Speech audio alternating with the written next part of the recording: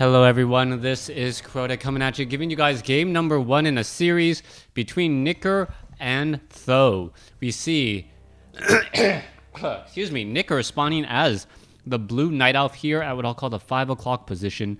Meanwhile, Th000 has spawned as the purple human. Human versus night elf in this 1v1 matchup on Nomad Isle.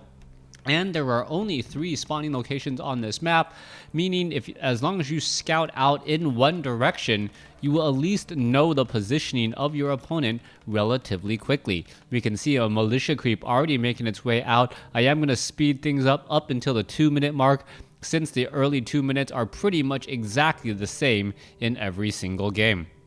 Coming back down over here, you can see Altar of Elders and Moonwell is coming into play. Meanwhile, there is an Ancient of War training up archers, and the second archer will be making its way out. What that means is that the Altar of Elders is significantly delayed for a Tavern hero. Now, Nicker may be going for, I believe, a Dark Ranger or a Beastmaster. Both of those are very viable options, and Nicker opts to go for the Beastmaster. Now, the Beastmaster has some pluses and minuses compared to that Dark Ranger. The Beastmaster is a little bit more of a tank, and those Quill Beasts can be summoned down rather quickly to add a little bit more range damage. The downside, though, is that the Dark Ranger generally works relatively faster and grows much stronger, much faster because of that black arrow early on. You can see that the Beastmaster is attempting to creep out this creep camp here. There goes a Spider Behemoth. And now we see an Ancient of War, which is taking just a bit far too much damage, now constantly getting repaired as another crab finally gets taken down. Alright, what's happening here? Perhaps the Sea Turtle Hatchling should be the one to get taken down. You can see that the Ancient of War, down to already 73 some odd hit points, will finally end up surviving. And that was a very, very close call for Nicker, who will need that Ancient of War to train up more archers if the need arises. Alright, let's come back over here. Nicker does have one wisp here. Mountain King gonna get detonated, loses a bit of mana.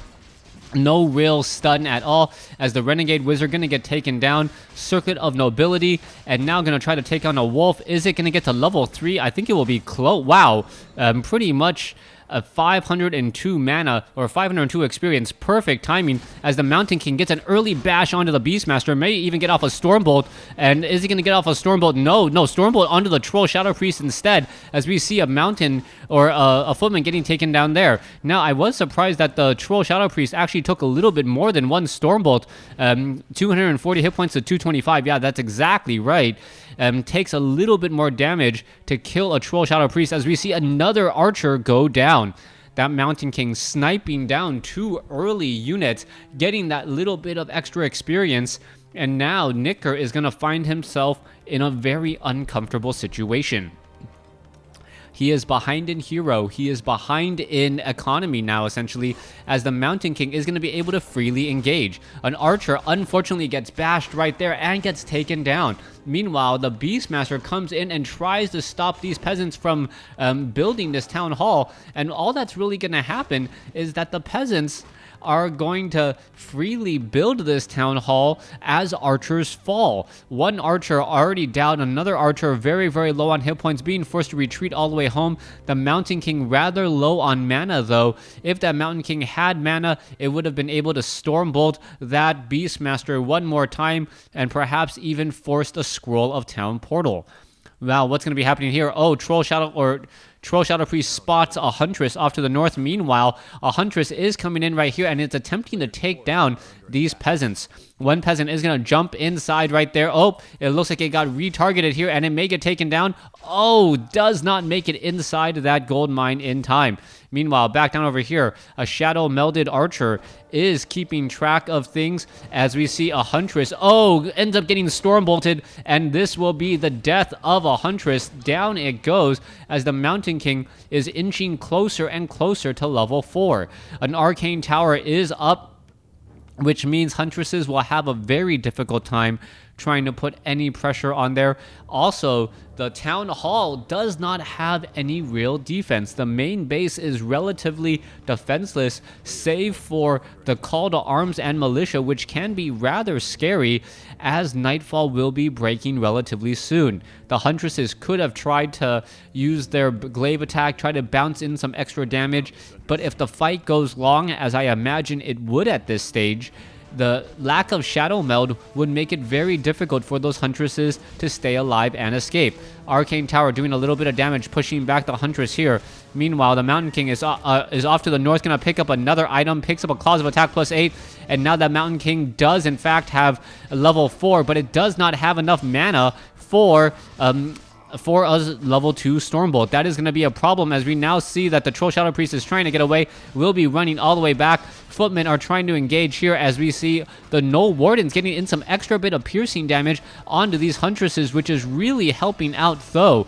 Alright, Nicker may be in a little bit of trouble here, is able to escape with a low hit point huntress down to 45 hit points. There goes another huntress though, as the Mountain King bashes down another archer. Alright, Footman still in a little bit of trouble. Purge now being used by the creep camp as the militia being brought over. Ancient Protector gonna quickly get cancelled here as the Footman gonna make short work of an uncompleted building. Mountain King still does not have enough mana for a Stormbolt, and that is really the reason why Nicker is even in this fight still. If that Mountain King actually had mana, this fight would already be over, as that Mountain King hasn't really been able to do much. Alright, there goes another Huntress.